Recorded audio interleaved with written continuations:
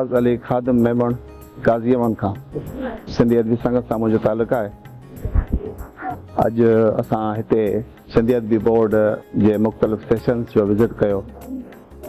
ॾाढी ख़ुशी थी जेके असां सेशन ॾिठा, ख़ासि करे प्रिंटिंग प्रेस ऐं लाइब्रेरी ऐं हीअ ऑडिटोरियम हॉल जिते असीं बीठा आहियूं।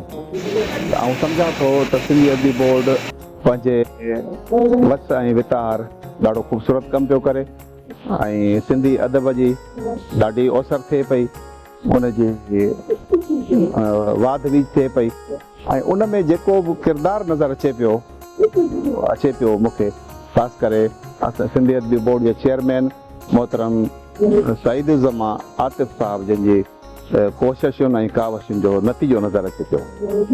हिन सिलसिले में मखदूम ख़ानदान सिंधी अदबी बोर्ड जो सदाईं वाॻूं संभालींदा आया आहिनि, ख़िदमत कंदा आया आहिनि ऐं हिन दफ़े साईं मखदूम सईद ज़मा आतिफ़ साहब जिन ॾाढो बहितरीनु कमु कयो आहे अदबी बोर्ड जो, ख़ासि करे हीअ ऑडिटोरियम हॉल ऐं ॿियूं खोड़ सारियूं शयूं जेके असांखे अॼु नज़र आयूं।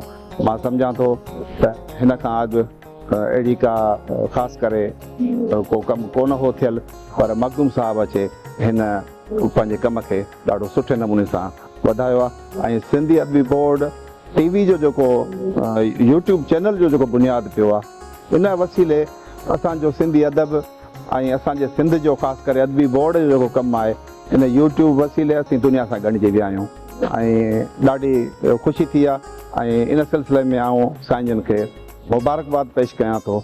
इनशाअल्लाह कमु अञा वधीक जारी सारी रहंदो। महिरबानी।